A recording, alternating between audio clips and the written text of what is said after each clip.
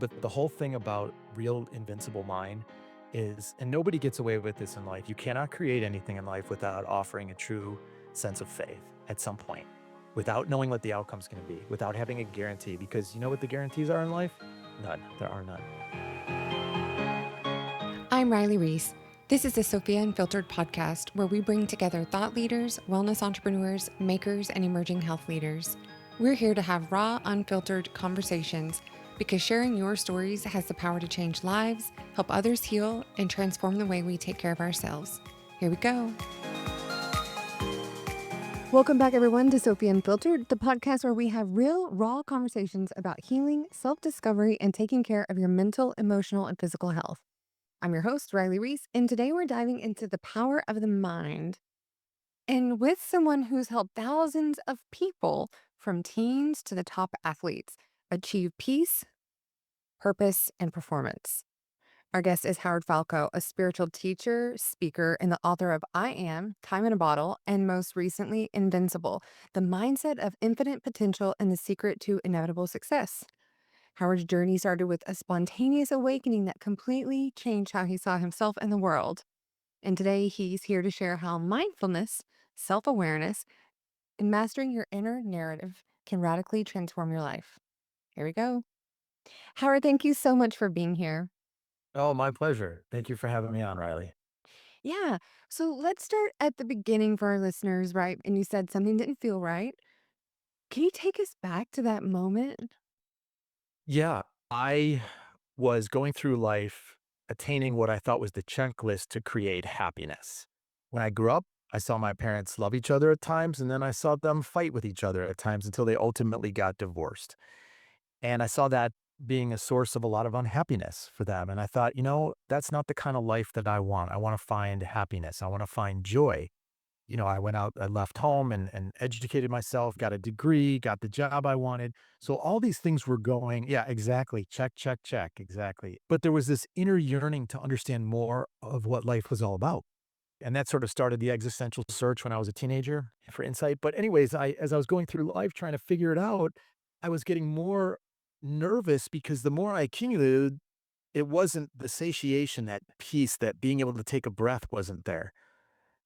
And I thought, okay, the last thing on my checklist is millions of dollars. If it wasn't the satiation, what was It it? felt like unrest, not good enough, always having to do more, always having to keep up, um, trying to figure out the purpose and meaning of life and existence, and thinking that, why am I not happy? I'm in love. I have two young kids. I'm in a job that I like for the most part. There were days I didn't like it. But I thought, okay, the last thing is you attain millions of dollars and then you're free. But what hit me was I was already working with people that had more money than they knew what to do with, and they were miserable. They weren't happy, a lot of them. And when that hit me, that's what shook the tree to the foundation. And for And everybody who doesn't know, so you worked in finance as well. So you were literally checking the boxes, saw right, the unhappiness, and you're like, hold on a second, something's wrong. something is deeply wrong. And when I realized that I had no more things on my checklist because I knew money wasn't the answer, then I was shook to my core. And that's when I threw my arms up, my hands up to the sky, and I just say, hey, I'm ready. I want to know. I want to understand more about existence. And this was a guttural, deep yearning that was building since I was 14. And I remember asking it with such intensity on my knees and just sort of taking a breath and letting it go. And then a couple weeks later, in a seminar, I'd read a book on the psychology of trading markets, which I thought was an interesting angle on finance. And it was a small group of 25 people at a local resort. And I remember the instructor saying something like, you're creating the whole experience, how much money you put in, how long you're in the investment, when you get in, when you get out, like you're creating it all and how you react to it. And I thought, whoa, no, it was the market's fault, or it was, I got bad advice, or someone said something that wasn't true, a million different excuses as to why something wasn't going the way I wanted. And I realized in one instant that it was my choices, my decisions, and my reactions. And the door started to crack open, and what I say was formerly a windowless and doorless room.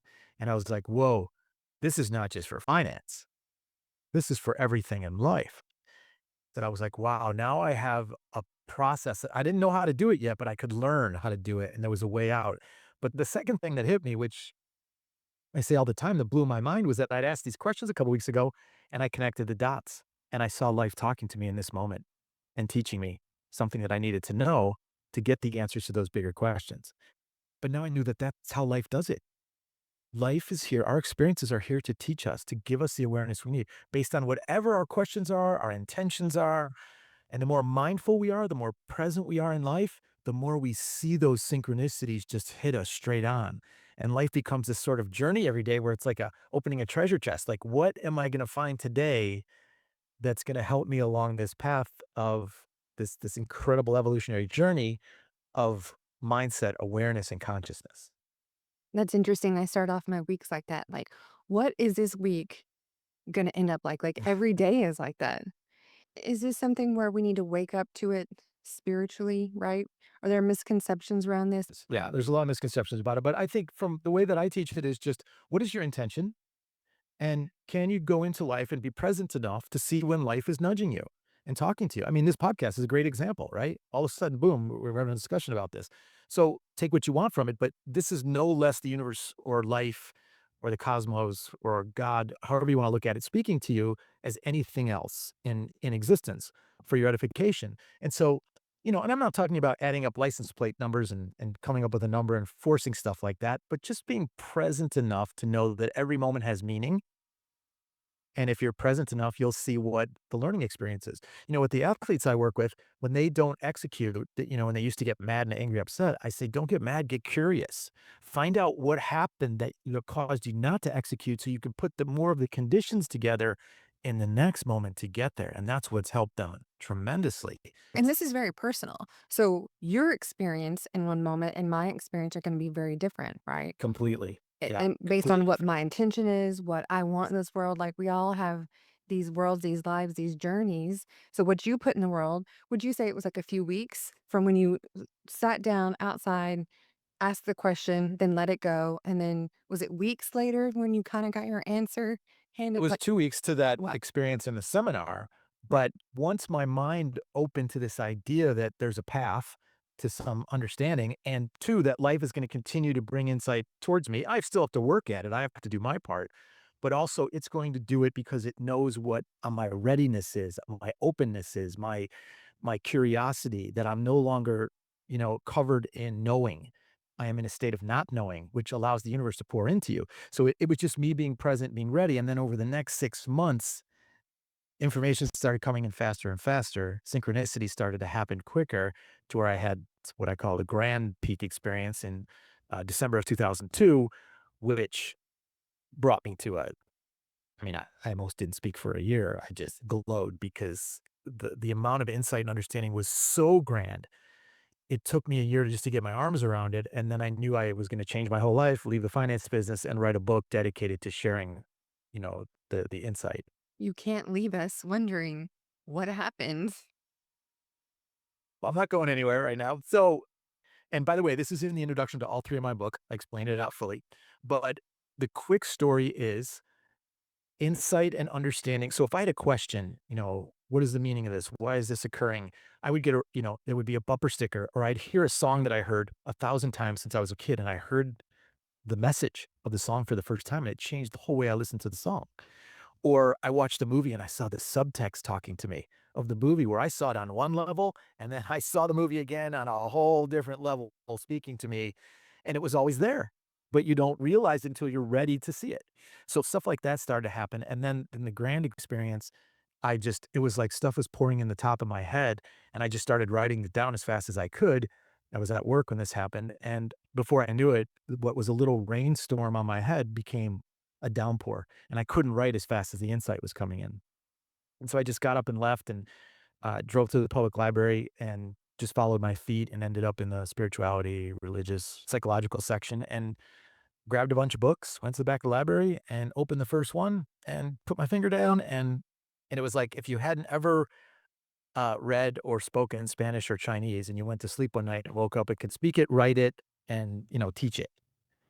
It was all just there, and that's when the tears started, and I can't even it's hard to even talk about today just because it's so emotionally overwhelming, and these are all cliche lines, but it would take further fleshing out, but this understanding of unity behind everything, the understanding that It's a benevolent, divine universe that's trying to help us along this process, even though there's so much unrest and ugliness in the world at times.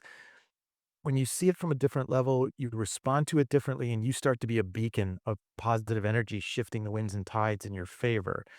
And so I knew I was gonna be a good servant of explaining this. I just needed to get my arms around it, and once I did, I wrote I Am, and it got published, and then I got to speak and teach about the information in that first book.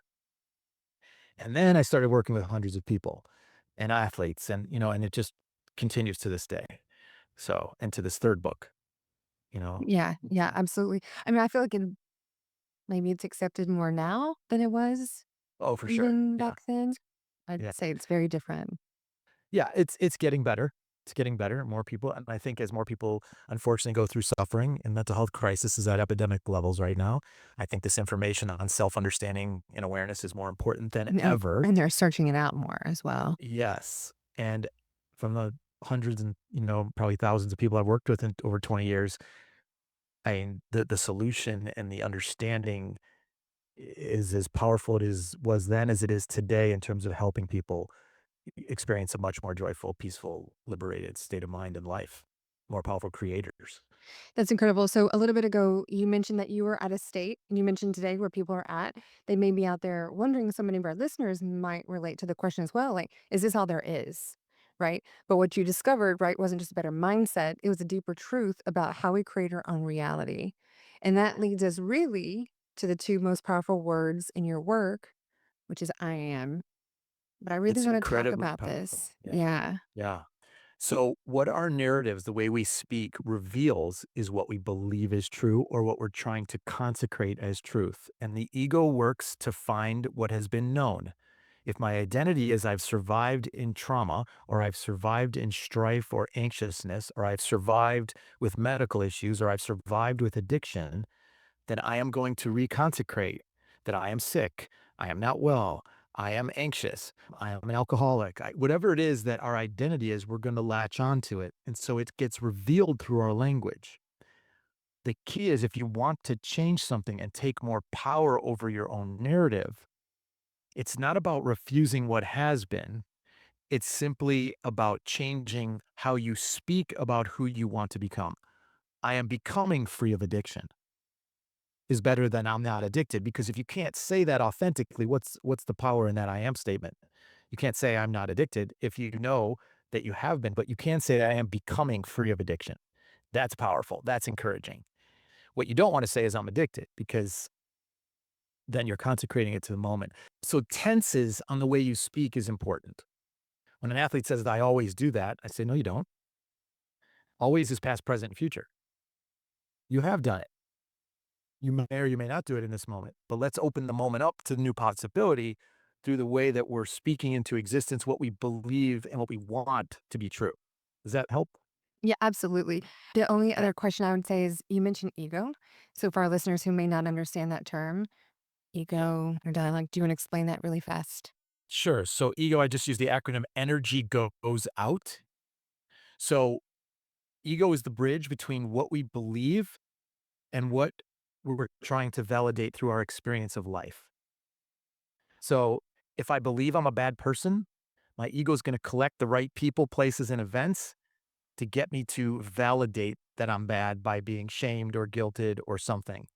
If I believe I'm a good person, or if I believe I do good things, my ego is going to work to help me get that validation. Or I believe I'm successful in business.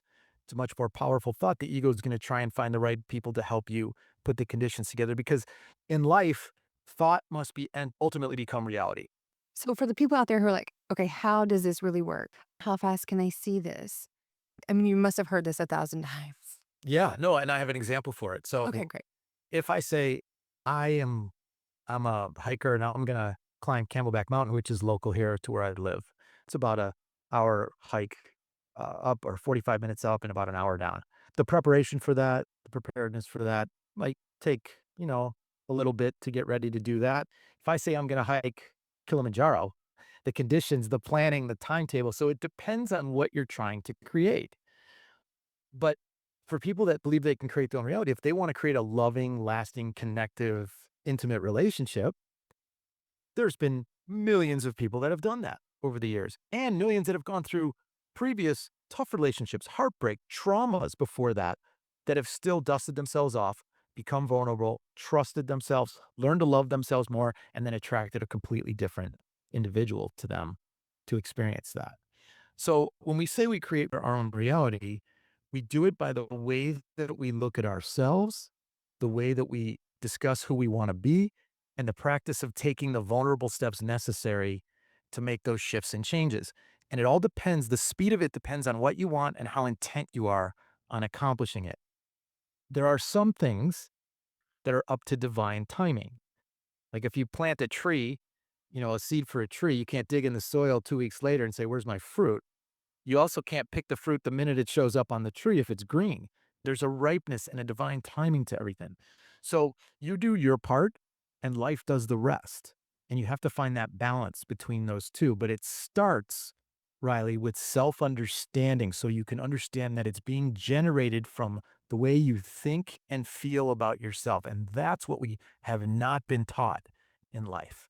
And you also talk about self-awareness and the mindfulness piece of that. So, is that part of doing our own how to become more self-aware, right? Depends, yeah, so if we stay on the relationship example and you've had relationships that haven't worked, and the same pattern of individual shows up, male or female, then you have to look at what it is in your own identity that has attracted that in some way, and can you be ready to look at yourself in a more loving way, a more respectful way, uh, a more honorable way that puts out a different vibe to where that individual doesn't feel comfortable showing up in your reality because he or she knows it's not going to work for them and what they're looking to confirm. So instead, you attract a different level of individual that's now attracted to this new vibe you're putting out, this new respect you have.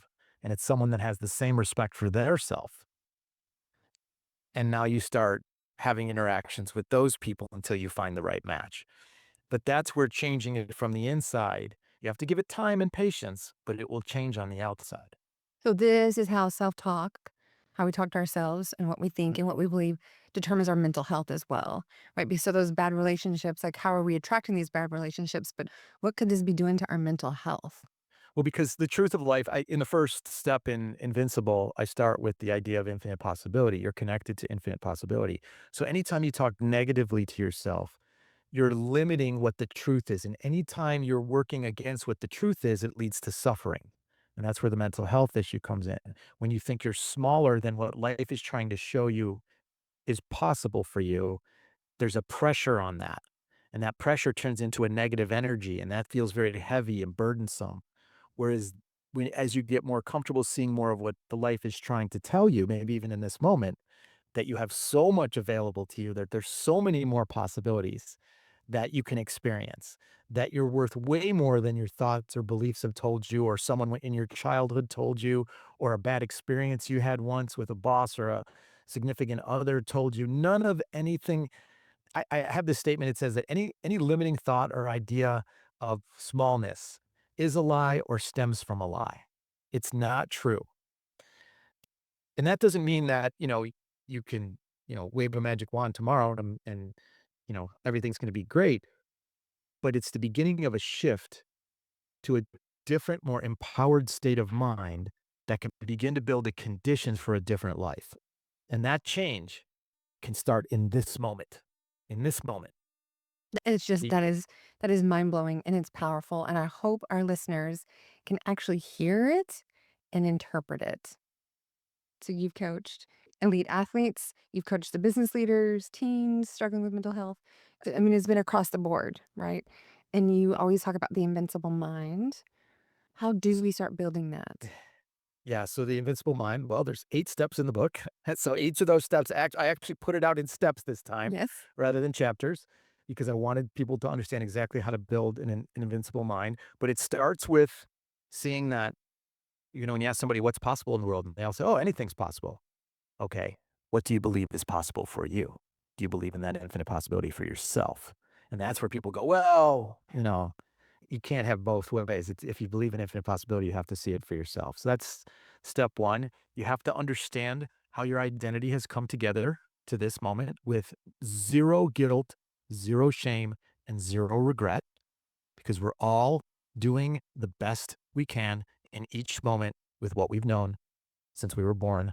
And I teach about how identity comes together between personal experience, between nurturing, and then the sneaky one is genetics, past generations, and how they dealt socially, mentally with the world also gets passed to us. But if anybody who knows anything about epigenetics, the expression of those genes can change through a new open-mindedness, through a new way of dealing with reality. So step two is understanding how your identities come together. Then you understand how it's happening real time so that you can become the witness and become what you asked me before, self-aware.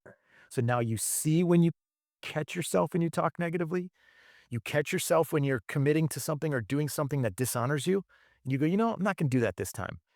That was me, the quiet voice who feels insecure and is doing that just because I want to be accepted and loved, and it doesn't do any good for me. It makes me feel bad. So I'm not doing that today. I'm going to honor myself. And if you can trust that for just a little bit, it can change everything for you. So you understand real time how it's working, and then you understand how to dismantle and dissolve any limiting beliefs, which really frees the soul. Because then you see the truth of, and I hope this statement's okay. This is gonna may cause a few people to recoil, but you see the truth of your perfection, and that's a lot of work in the book to get to that. But it's good work. It's good understanding, and that really sets your soul free. Now you can own the power of I am properly, because before, under a limited self, it doesn't have any spiritual power in it because it's not authentic. But when you authentically see the truth of who you are and what you're worthy of, if you exist, you matter. So the question is not, if you matter, the question is how you're going to choose to. And once that switch flips and you realize you have that choice, everything changes. And so you learn the power of I am, and then you learn how to master challenges and negativity in the world. Because once you start on the journey, life is still going to throw things at you and it's going to try and knock you off your balance beam. And this world can, there's some dark sides and negative sides to this world, and you have to be ready for it because through an invincible mind and an empowered mind, you're ready for anything and you're not going to let it throw you off who you want to be every day. And that's really, that's so hopeful to so many people that have felt powerless or have been so impacted and swayed and manipulated by the world. But then that's where you get your power. And then it's about living from that mindset every day and trusting it. And that is so much different than just positive thinking. I just feel like the positive thinking is a superficial quote versus this is like an actual lifestyle shift. It's a shift in your thinking. Exactly. The positive thinking has good intentions in it, but it needs to be grounded in an understanding of the mechanics of how it works. And, what I discovered is that the ego wants answers. It just, don't tell me to positive think. Tell me why that benefits me because, I've positive thought before and it's led me down a terrible road. I think I asked you that in the very beginning. Eh, Why does this work? What's the outcome? If I do this, are we going to get results? How fast can you see it? Right. I think that was one of the first things that I could ask you. So I think Right. from craving that, but okay, if this works, let's do it. Right, but the whole thing about real invincible mind is, and nobody gets away with this in life, you cannot create anything in life without offering a true sense of faith at some point, without knowing what the outcome's gonna be, without having a guarantee, because you know what the guarantees are in life? None. There are none.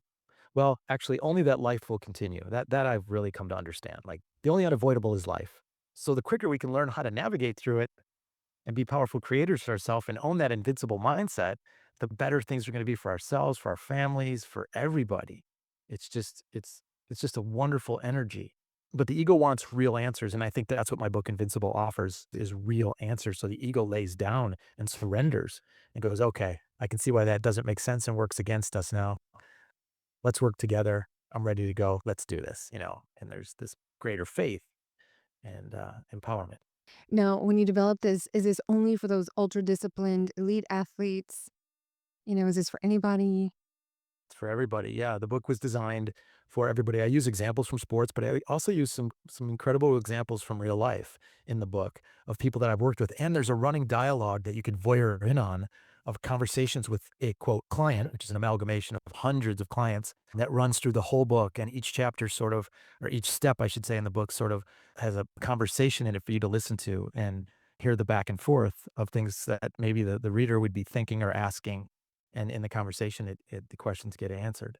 So, yes, it's for everyone or anyone who's really truly looking for answers on how to experience a different way of life that's more joyful, more fulfilling, and just more peaceful and empowering. Do you have a quick story you can share on like one of the transformations that you've seen? Well, there's a story in the book of a young girl I worked with. I was doing a retreat in Florida, and I was talking about, the power of having faith in changing your circumstances. And this little petite girl stood up and she goes, "I know the power of a changed mindset and faith because I'm on that journey right now." And she proceeded to tell her story of how her and her husband were driving with their, 1-year-old baby and got hit in a head-on crash by a distracted driver who crossed the median line, and her husband and her baby were killed instantly. And she had to overcome that and learn how to take on a different attitude about things in order to move forward and create a different life. And so the story tells how she was able to do it each day and move forward and eventually get past the pain and suffering to open her mind up to the power of possibility again. And then met somebody new after a short time and had 2 beautiful children, and now, knock on wood, is living a beautiful, happy life now and is honoring her baby and her former husband through, getting awareness out on distracted, driving, on drunk driving, on just people being more aware to save lives. So that's one of the most powerful stories in the book. That is, the whole thing is explained in there, and the later steps, because I want people to really understand the power of this work. But I was very grateful to be able to work with her and talk to her and help her along the journey. That's good for her for being able to overcome something like that, right? The only thing that's guaranteed, like you mentioned, is life, and that is rough. And I think you're going to need that invincible mindset to just live life through these Right. circumstances. And it also puts things in perspective because when you read about something like that and you see what this woman was able to overcome and do, you think to yourself, okay, I got this. You know, Or, yeah, I I got really feel this, that. and you shifts to gratitude and it just, your whole energy changes and you're like, you know what? Let's go. And then I have a sports example that I use. There's several sports examples. And then I mentioned the movie from a sports perspective, Free Solo with Alex Honnold. I don't know if you ever saw that documentary. It's about a rock climber that did the near impossible. It's one of the greatest athletic feats I've ever seen done. And again, you watch a documentary like that, and again, it's called Free Solo for anybody interested, but it puts things in perspective on what's difficult or hard or what the mind can accomplish. And that's the whole point of the book, is to show you who you are and what's really possible for you. And you have to believe it, like you said too. But is it possible for you, right? Right. In your And that's the circumstance? whole point, is to get the mind and the ego, which likes to resist that, because once it accepts that, you feel like, oh my God, now there's a ton of responsibility on me because now I know the truth. I can do anything. And why am I not doing it? And you think it's going to add more shame and guilt to you. It's just the opposite. It actually liberates you. And there's no pressure in life. The other thing I realized, there's no judgment. Like, your judgment's your own in life, but there's no judgment from, in my experience and what I've come to understand, there's no judgment. It's only love.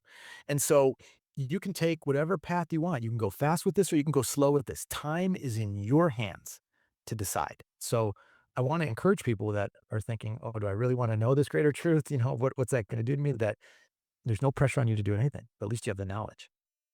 Now, what about somebody listening right now who may be dealing with the stress, anxiety, burnout? What role does this mindfulness play in turning that around? I know it's probably the same. Yeah, it's the same. It's a process. So if you're stressed or burned out, or your mind's been in sort of a constant swirl, what you're doing right at this very moment is very good. Like the fact that you opened up, you're listening to outside information to help. So it shows you have a true desire for awareness, which is great. So that's step one. But then you have to make a schedule for yourself or have a game plan, which I talk about in the book, that helps you when the swirl starts or that dark side starts to tug at your shirt collar and pull you down. You have to have a go to. So whether that's meditating, whether that's reading great work, a book, whether it's listening to a podcast, I also love to put playlists together of uplifting positive music. Music and the vibration of it combined with positive lyrics can really shift our brain state. And what you're going to do is really condition your mind for something better so that you can start writing down what your new I am statements are, what your goals are, who you want to be, what your task list is now that you have a new mindset. I have a exercise in the book where you develop a new creed for who you want to be, which kind of sets things in motion. So it's really like going to the gym the first time, It's like it takes everything to get there the first time, the second time, but all of a sudden you start to get in a groove and you're feeling better. Your mind is the same way. So you have to put support around you in the beginning when you've been in a swirl. And that's where the heavy lifting is. But information like this that shows you that, hey, the universe is nudging you, it's possible. You don't have to stay in this mindset. You can change things. Keep going. Every day, do something little and it will build. That's my best advice for someone listening. Yeah, that's incredible. When you talked about awareness is not judgment, right? It's about the compassion and curiosity. So I just want to wrap this up, right, by talking about what does all this mean for someone who's struggling right now? And I think they feel like they've lost themselves. I think that was such a great place for them to start getting that help and turning things around in their own minds. Yes, and using the tools and realizing that what you're experiencing now is a limited version, right? And the universe is always trying to show you there's so much more for you. There's so much more, but you have to be willing to do part of the work and be vulnerable and be willing to change because you know that the past, just the way it's been, doesn't serve you anymore. And is it true that once it starts coming in, have you seen this for a lot of your clients? Whatever that is, love, money, relationships, like whatever it is, it's once they start getting it in, it starts coming in bigger waves faster, like it did for you. Do you see that with your clients a lot, this transformation?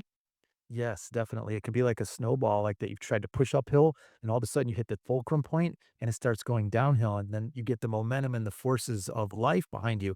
Because remember, life's going to support what you believe is true. So as that starts to shift, the winds and the tides of life start to shift a different experience for you. Now, at first, there's a little challenge. When you say, "This is who I am," life is going to put you to the test. And it's going to say, "Okay, here's a circumstance. Are you still gonna be that version? Because here's an opportunity for you." I tell that to athletes all the time. Their challenges are their greatest opportunities to demonstrate who they wanna be.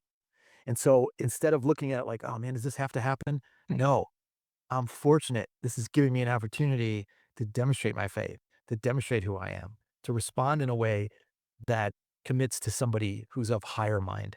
Because life knows what you think, and it's just trying to meet you with that truth, good or bad. That's how important self-awareness is. That's how important self-awareness is, and that's why your I am statements are so powerful, and that's, I'm assuming, why everything changes when you finally believe, "I am enough." Correct. When you catch the negative limiting idea that life's been meeting you with, and you start to shift that regardless if the results show up. Do not predicate it on results. If you do, it's going to be inauthentic. It's not going to be true faith. It has to be because born into this universe, that, if you've been born through the cosmos, through eons of time to this moment, how can you not trust that life will serve you from this moment forward? But it also has to coincide with your level of awareness and understanding. And so, yes, by getting to the point, wow, I am enough. I am worthy. It's like just that simple realization that all the shaming, the guilt I had, I was doing the best I could. It doesn't mean I condone it or like it or want to choose it again, but I now know that at that time, that's who I was. But it's not who I am right now or who I can choose to be. And I think by being here, you are enough. So if you're listening to this, if you are here, you are enough just by simply being here, but you have to believe it. Right. I mean, you believed you're enough to listen to this insight and information. The question is, will you take it further? Whether it's my work, my books, or other books that you love to read that help you in on this journey. But the insight and the wisdom is there for you. And the more you'll take the steps, again, I don't like to put expectations or attach outcomes because that's not true faith and authenticity, but I think people will be astonished. I have a quote in the beginning of the book that says, "If you knew how powerful you really are, you would never stop smiling." That is incredible. I was just about to ask you, like, what is one thing that you want to leave? Is there a chapter in your book you want to leave with somebody? But I think that was a pretty powerful. I mean, these are big statements, but there is nothing but love behind it all. But it's a journey for us to get to that point to understand it. And each point of awareness, each consciousness that exists has to go through their personal journey to get to that point. And everybody's at a different stage of readiness to understand that. And I'm just honored and graced to be part of that bridge of information that helps people like a lighthouse, as they're passing through, shine light on their journey to get there. But yeah, it's astonishing how we truly have nothing to worry about, but that doesn't mean we don't have to participate in life. It requires our participation because life continues to move and expand. And when you don't move or expand with it, you start to feel like life's getting too fast and too big for you and attacking you and changing. But the only thing that doesn't change is change, right? The only consistent thing in life is change. So to be open to that and be in the flow of that is to participate in life as you continue to evolve and grow and gain in awareness and understanding. But it all comes back to a love for who you are, what you're worth, and what you're capable of experiencing for yourself. Howard, thank you so much. What are three fundamental pillars that contribute to your well being? The work towards self understanding, the ability to self reflect, the ability to recognize that all negative thoughts about the self are lies, and the ability to let love and goodness come into your life every day and to sit with it and experience it and be okay with it and know that that can be just as normal as the suffering was Oh, that was so powerful. Why do you think we tell ourselves these lies? because we don't know any different. So it's when we finally get insight that the light bulb can come on, or at least it'll get our mind thinking. And that crack in the door is all you need. And hopefully today was a crack for a lot of people in a good way. Start the curiosity. Clients can still book with you. Yes, I do private session work, so people can reach out to me through my website at howardfalco.com if they're interested in any private session work. They're welcome to do that. And then, of course, my 3 books are incredible resources for everything that I talked about today, and those can be bought on Amazon, Barnes and Noble, and everywhere books are sold. And then one last thing, if they want to follow me on Instagram, that's where I post a lot of positive daily stuff for people to help feed their mind in a positive way. Thank you so much for sharing your story, the wisdom, this incredible process for personal transformation. I think so many of us walk around with these beliefs that we don't even realize are shaping our lives, Correct. right? And this conversation, I hope, was our invite to just pause, like you said, reflect, choose something different, lighten the load, right? Exactly, and then empower your mind, and then your whole experience will change in such a great way, in a good way. Like, Non-judgmental way. How would that feel to not be judged for something? exactly, and I think when you free yourself of that burden, you really start living life to its fullest, and that's what so many great people at the top end in sports or business do, and why so many young people that I see, can have their life change so fast when they realize that that judgment is really not there. If they follow their heart, be a good person, everything has a way of working out. Howard, thank you so much for sharing your story, your wisdom, and this incredible process for personal transformation. I think so many of us are walking around with beliefs we don't even realize are shaping our lives. And this conversation was such a powerful invitation to pause, reflect, and choose something different. For our listeners, if you've loved this episode, please share it with a friend who needs it. Subscribe to Sofia Unfiltered, leave a review, and let us know your favorite takeaway. And if you're ready to start your own healing journey, you can start with Howard's book, Invincible, or head to sophiahealth.com to book a session, try a class, or connect with a provider who can support you. Until next time, be kind to yourself and remember, you are more powerful than you think.